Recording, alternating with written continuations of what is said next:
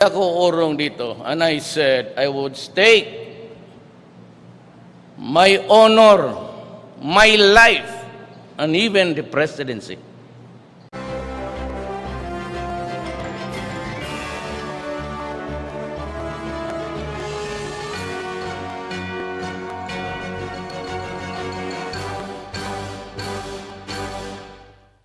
Good afternoon, MPC. Kasama na natin si Chief Presidential Legal Counsel and Presidential Spokesperson Salvador Panelo. Good afternoon. Good afternoon, MPC.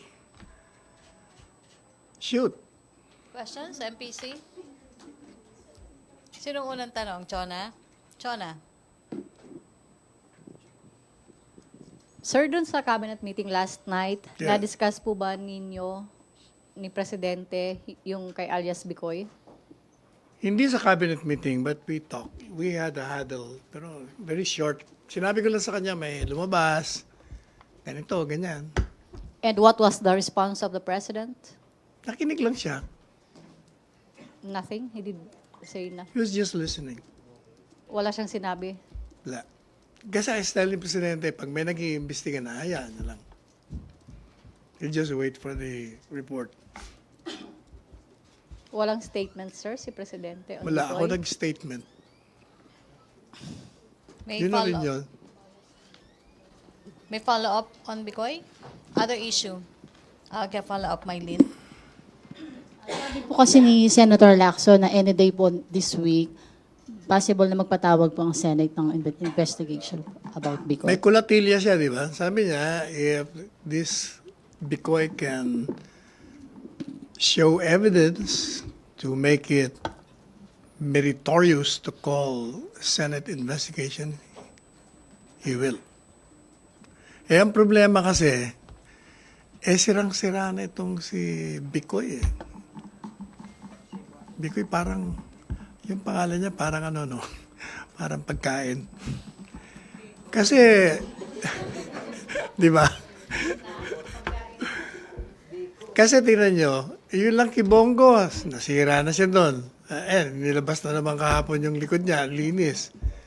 Number 2, yung mga binanggit niya ron, yung Rural Bank o Ginubatan Albay, nagsalita na rin, walang katotohanan. Yung isa pang resort, ganun din. Plus, ang kredibilidad niya, napaka bagsak. Convicted pala siya. Tapos marami pang kaso. At merong, hindi ko lang muna pa pwedeng sabihin nga, but merong nakikita yung mga nag-iimbestiga na could be a bombshell from the way I look at it. Pero hindi ko na muna sasabihin. Kasi I was asking them 1, 2, 3. Sagutin niyo muna itong 3 kong tanong. And then, or ibigay niyo sa akin itong hinahanap ko and then I'll release it to the public. Follow-up. But very obvious na it's a black propaganda. And it's also obvious that he's only being, parang ano lang siya rito, phone, ginagamit. Rose Novenario. Hi, sir. Good afternoon. Sir, based po sa pagkikipag-usap niyo sa NBI, yung bang Bikoy na lumutang kahapon, yun din yung Bikoy na tinutunto ng investigation nila? Kumbinsido ba kayo o yung NBI? Ang PNP yata nag-iimbestiga. Ang NBI dun sa isa. Kay Rodel Jaime. Ang PNP, so yung binabanggit kay niyo, sir, kanina, PNP yun? PNP yun. PNP. Yun din, sir, yung taong iniimbestigahan nila, yung lumutang kahapon? O yung iba? lumutang kahapon, yun ang iniimbestiga nila. Pero yun ang, naniniwala silang yun talaga yung Bikoy sa video? Wala sila sinabi. Basta meron sila mga pinakita sa akin na basta I'll show you. Basta I'm still asking for some documents. Thank you. Okay, follow-up, RJ and then Pia. Sir, regarding your statement, sir, Which statement? I issued 3 statements. the cabinet meeting statement. Okay. Yeah. First item, sir, on accelerating the implementation of the economic reform agenda. Did they specify which areas the government needs to work on? Wala ko naalala. Were you there, sir? Were you present during the I was presentation? present, but siguro that was the time I was talking with the president nung lumabas kami doon sa kwarto. Ano kami, may I go out. But sir, how did the president take the BBB plus upgrade from the S&P?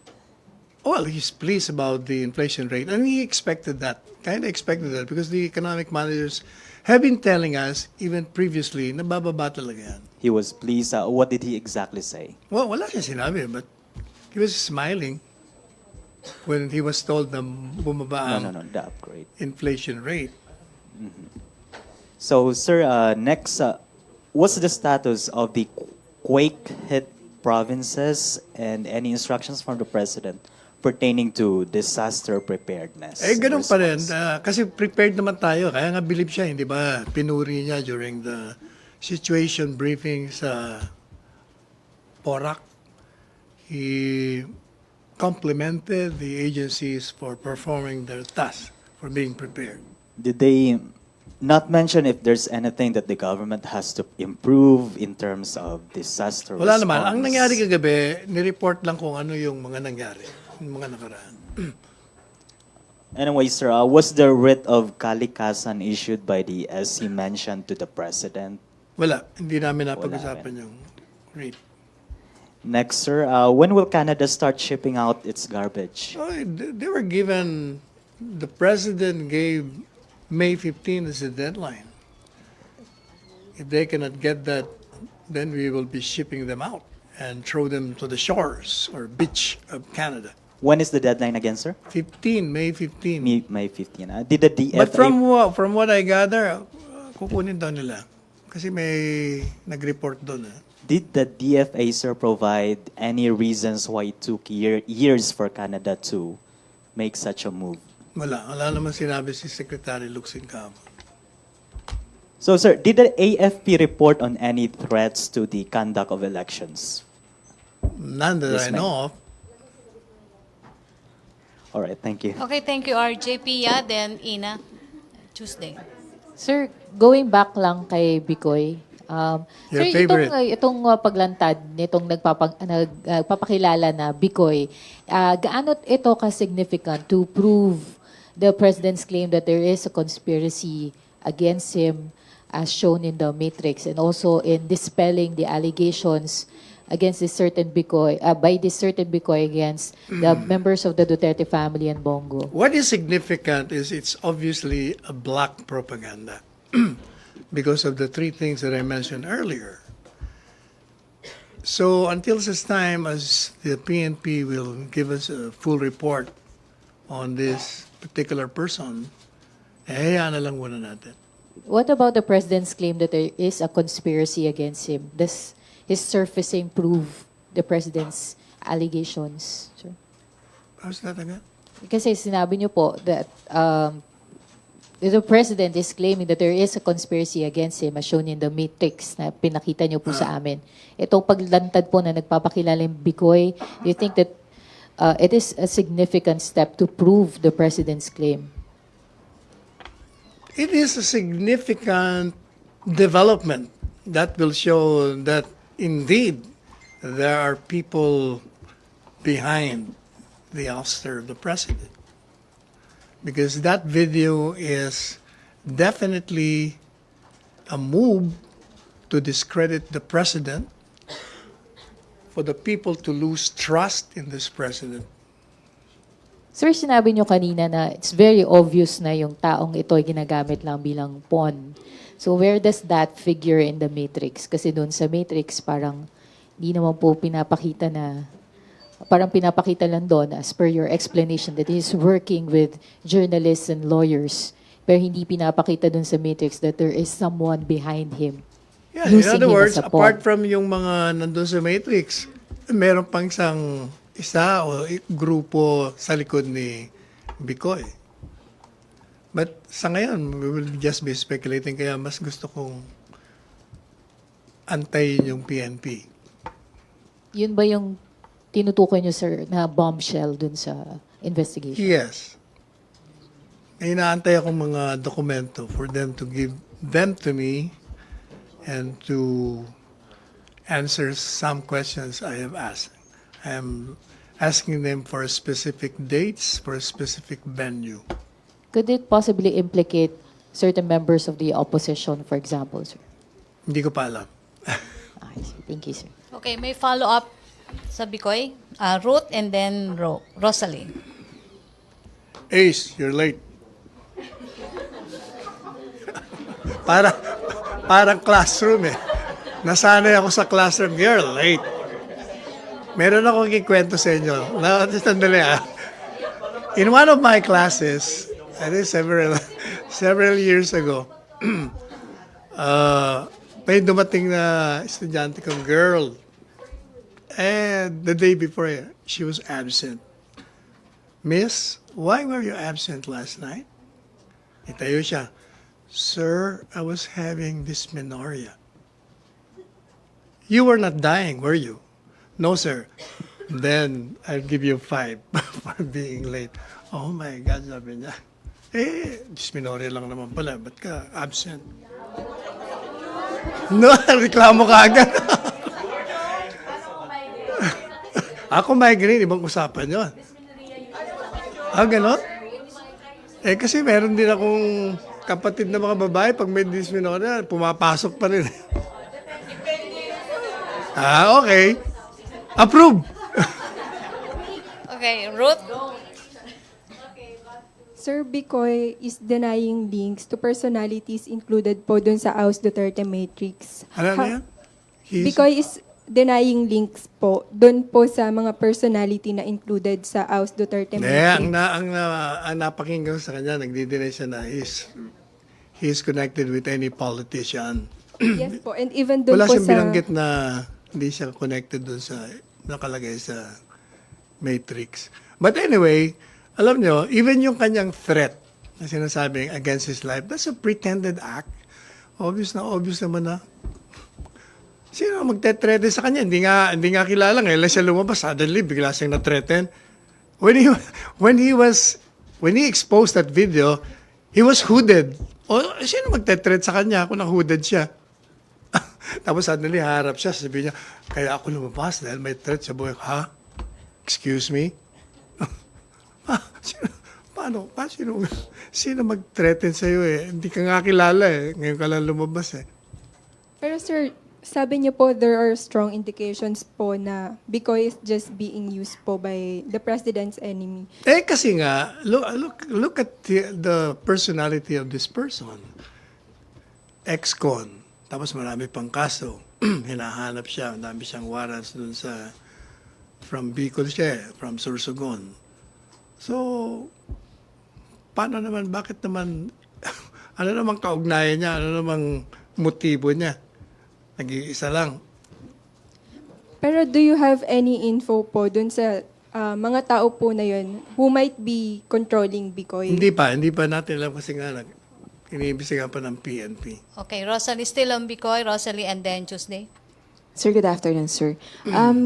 Sa pakikipag-usap niyo po sa Pangulo kagabi regarding kay Bikoy, although hindi siya nagsalita or nag-comment, pero base po sa actuations niya at sa pagkakakilala niyo sa kanya personal, gusto rin po kaya ni Pangulo na maimbestigahan, maaresto at mapatay si Bikoy gaya ng kay Asherco? Hindi. Di ba may statement? Kahit na kinakalaban yung gobyerno, we will not allow anyone to injure or to kill yung mga taong tumutulig sa pamahalaan. Hindi kami papayag doon. Kaya pangangalagaan natin lahat ang ating mga kababayan.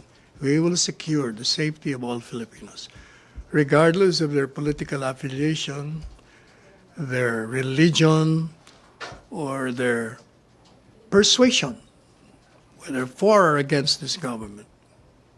Sir, sa tingin niyo po sa paraan po ng pakikitungo ng pamahalaan sa mga ganitong personalidad, hindi ho ba magkakaroon ng epekto or implication sa drug war at gayon din sa free speech sa bansa? Yung mapipigilan na yung mga nais magsalita regarding sa mga alam nila sa droga? Hindi naman kasi hanggang ngayon nga, di ba? 3 taon lang ganyan. Wala. As I have said repeatedly, nobody has been hailed to the court for any expression of dissent against the government. Abogado ganyan kami mga abogado, kasama sa demokrasya Di sige. Basta wag lang mag-commit ng krimen, ibang usapan. So despite po dun sa nabanggit nyo po na fraudster si Bikoy at yung mga allegations niya ay mga lies lang, wala naman po siyang dapat ikatakot sa buhay niya. Kaya unang-una nga, hindi nga totoo na mayroong banta sa buhay niya Kasi sinasabi niya pinagbantaan siya, hindi pa nga siya kilala. Sino magbanta sa'yo, hindi ka kilala. Doon lang, ang laking kasinungalingan na yan. Okay, last on Bikoy, Tuesday. Hi, sir. May schedule po ng PNP-AFP Command Conference mamayang hapon si Presidente sa Malacañang ng alas 4. Dito ba i-present sa kanya ng PNP, sir, yung mga dokumento na sinasabi mo on Bikoy? I don't think so. Ang kausap ko lang naman yung investigador. Hindi naman yung chief ng PNP. And this document, sir, is this another matrix? Hindi ko pa rin alam. Surprise! So, when do you expect, sir, na makuha itong mga dokumento na ito? As soon as if they can give it to me, tawag kagad ako ng bababa ako sa inyo. Itong araw na ito ba yan, Kung sir? ibigay sa akin nga, depende. Okay. Parang ayaw pa nila. Tsaka na raw. Thank you. MPC, Ina. Other issue, follow up. Okay. Other issue, Ina. Sir, in your statement, you said that the DOE secretary assured that there is enough power supply Yes, sabi niya. during the elections. Does this mean that there are no plans to extend the holiday declaration, extending to May 14 as proposed? Hindi ko pa alam eh. by Kasi some? I just texted yes kung wala pang sagot eh. Yes, sir. Are you talking about May 13? 13 or 14? and 14. Kasi ang tanong nyo kung 13 and 14 bibigyan ng suspension. Kaya tinext ko si ES. Wala pang sagot. During the cabinet meeting, was it Wala. the It was proposal not- to it was extend not- the declaration to It was the not 14? it was not discussed. Okay, thank you. Okay, Bernadette. Sir, If it was discussed, I think that's another time when we were in the other room. Kasi nung bumalik ako, sabi ko, bakit wala na yung election? Tapos na. Sir, on the OFW Bank po, what was the reason why it has yet to operate more than a year after its launching? That one, ang explanation yata ni Secretary Bello kasi wala pang na-appoint na 3 members ng board. Kaya sabi ni Presidente, bilisan nyo ng pag-vet dyan para makaka-appoint na ako. Sino ba dapat, sir, yung mag-a-appoint po nito? Land Bank po Si ba? si Presidente, but binivet siya nila Secretary of Finance. So, nakapag-appoint na po yung Land Bank, sir, ng members nila sa board? Kasi Hindi may pa nga, mga... siya mag-appoint nga si Presidente. Si President. Yun nga naging Okay. reason ba't hindi naka-operate. Kaya pinapamadali niya na yung vetting. So, 3 lang, sir, yung hindi pa napupunuan. Okay, sir. Tapos, sir, aside from this, were there any other reasons cited for the delayed establishment of the OFW Bank, sir? Yun lang naman ang binanggit. Okay. When can we expect these appointments to be made, sir? Well, as soon as the recommendation of the Secretary of Finance is there, ma-appoint kagad si Presidente. Okay, sir. So, can we expect the OFW Bank to be operational siguro by the end of second As soon quarter? as or- there is an appointment with the 3 members of the board, operational na kagad na. May quorum na. Okay, sir. Ba't po natagalan yung appointment, sir? Hindi nga, alam mo, sa dami kasi rin ng trabaho, you cannot also blame. Ang dami talagang trabaho sa gobyerno. Natural lang yun. Hindi naman po ibig sabihin na hindi priority ng government Hindi, itong priority OFW nga, di ba? Bank. Pag problema ng OFW, palaging mabilis ang aksyon ni Presidente. Okay, sir. On another topic, sir, dun sa Canadian waste lang, moving Yung forward... waste. Yes. Moving forward, did the President give any order to government agencies for this situation not to happen again, sir? Oh yes, he said, henceforth, we will not be receiving any kind of waste in this country. Sa government contracts, last na lang, sir, from me, is there any update on the status of the review of the government contracts, sir? Which contract? Yung, di ba meron pong in-order si President na review ng contract, sir, na gagawin sana na OSG and DOJ. Yung last cabinet meeting po na pinag-usapan, sir. Yung mga onerous contracts na ire-review. Wala pa ako narinig na nag-submit ng report. Kung meron man, baka pinag-aaralan ni Presidente. Okay. Sige, sir. Thank you. Okay, Rosalie. Another topic, sir. Can you confirm reports po na pinirmahan na ni Pangulong Duterte yung First Time Job Seekers Assistance Act? Yung pong batas, paano kalang batas na naglalayong i-waive na yung mga babayaran sa NBI clearance, police clearance ng mga first-time job seekers? Hindi ko pa naririnig yun. But, pakicheck mo nga sa yes. Pero sir, most likely, the President will sign it. At ano po yung gaano siya nagmamalasakit sa mga first-time job seeker? Kasi wala pa nga po silang sweldo, wala silang trabaho. So, sa tingin niyo po, maaprubahan? Oo, di ba ang programa niya tapang at malasakit. Kaya pasok yun. Dahil sir, Malasakit nga di ba? Palagi siyang may empathy sa lahat ng mga nangangailangan. okay sir, thank you. Okay, Ace and then RJ. Sec, follow up lang. May update na ba dun sa dismissal letters? I asked him, Ano, Sec? when? Sabi niya, lapit na. I'll make an announcement. Lapit na. Mga kailan kaya daw, Sec? Ewan ko. Basta sabi niya, lapit na. Mga ilan daw? Nabanggit ba niya ilan? Hindi, wala siya Or sinabi. any hint? Ano yung rango? Or Surprise! position? Forthcoming. I think definitely forthcoming. Okay. Yung sa MWSS, yung document na sinubmit nila, Sec, regarding sa Sabi niya nga, yun nga ang sinasabi kong magre-release na siya ng announcement tungkol doon. Kung anong gagawin niya doon sa MWSS. isasabay niya na yung dismissal dun sa MWSS at saka dun sa water concessionaires. Basta sabi niya, I'll make an announcement O baka regarding that. we're talking about the same thing. Hindi, we're talking about both. Yung sa report, plus yung dismissal, and many others. Hindi naman necessarily na yung i-dismiss. Basta maraming mangyayari. Okay. Sa So wala mga pa, Sec. susunod na araw. Okay, Sec. Salamat po. Ina, follow up. No, but sir, clearly, kasi sure na merong dismissal letters di ba? And then you mentioned it's related to the water situation, MWSS and water concessionaires. So right now, we can say Baka that, among others, baka meron pang iba. so hindi po certain that those who will be fired will include MWSS officials. Basta may mga i-dismiss yan From MWSS or others? from the government. Thank you. Okay, RJ and then Ralph. Sir, there was also a presentation on Bangon Marawi. So Yes. what's the there latest? is. Nilagay din yung mga priorities nila. Marami But like yung mga housing units, marami na. Mga 3,000 mahigit. Marami. Staggered yung kanilang mga pag-rehabilitate. So any word from the president?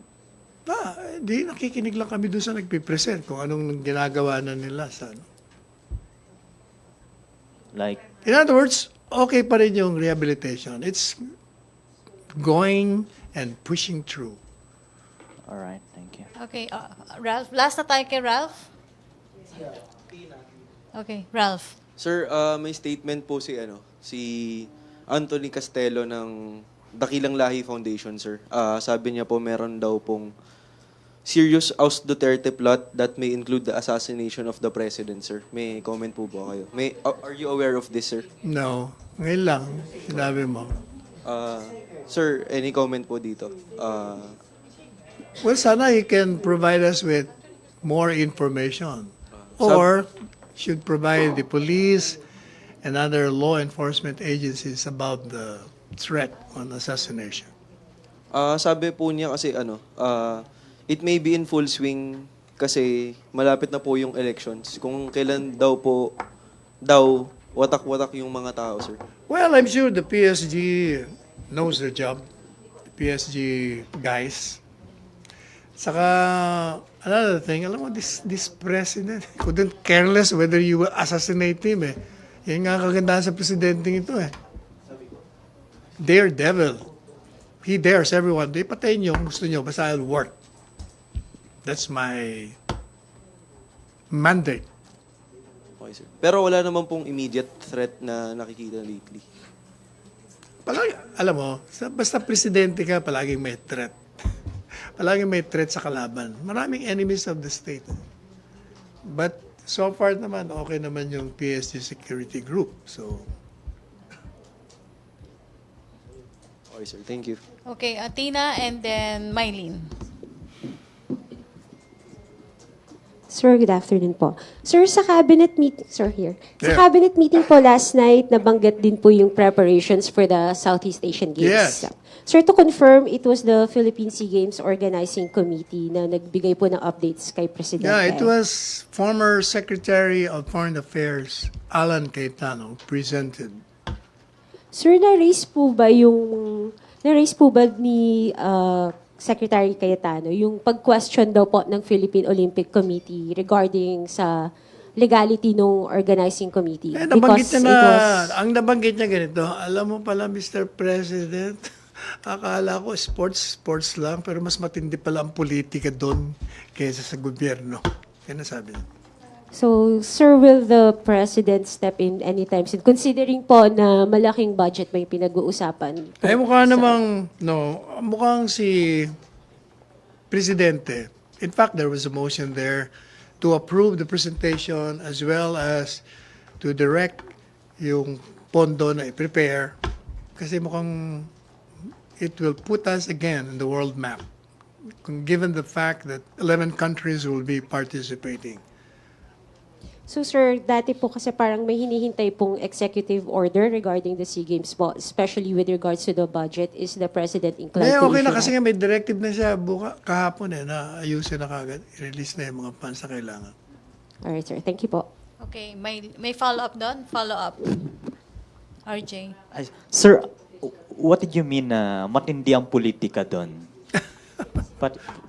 Sino ba itong mga cameraman? May nag-text sa akin, will you please ask PTV4 cameraman to take more shots of you from side view, whole body?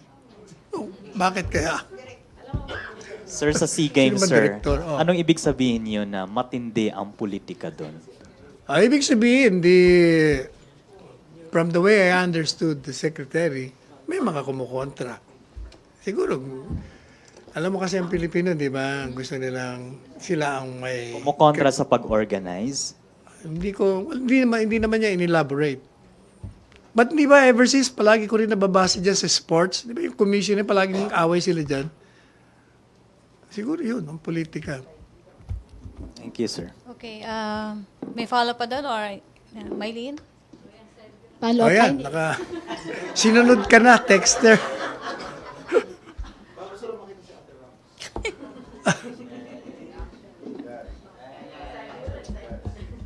Mylene. Napirmahan na po kaya ng Pangulo yung Safe Spaces Bill po. Hindi ko pa, pa-check natin, hindi ko pa alam. Kasi naglaps na po siya in April 21 po. Hindi ko pa alam kung napirmahan niya na at hindi pa nare-release. MPC, may tanong pa. Nestor. Last na ba tayo kay Nestor. Nestor? Sir, could you just Okay. elaborate? Uy, nga pala, tatakbo ako. May speaking engagement ako sa Laguna, layo. Yes, so you San Pablo. Sir, you mentioned in your statement that the President ordered that the Philippines will no longer accept any waste from any country. Yes. Can you elaborate on this, sir? Hindi, ibig sabihin, kasi ba't nakakapasok ka naman? Nakakapasok yung mga container na basura, laman. Kaya he directed the Bureau of Customs na hindi natatanggapin. Kasi yung basura naman, nakalagay din yun kung anong laman, di ba? Hindi naman tinatago yun. Okay? Ladies and gentlemen, Okay, I need to go. Nandiyan Okay, na yata MPC. ang aking pick-up. Thank you, MPC. Thank you, Thank Secretary you. Panelo. Back to our main studio sa Radyo Pilipinas and People's Television Network.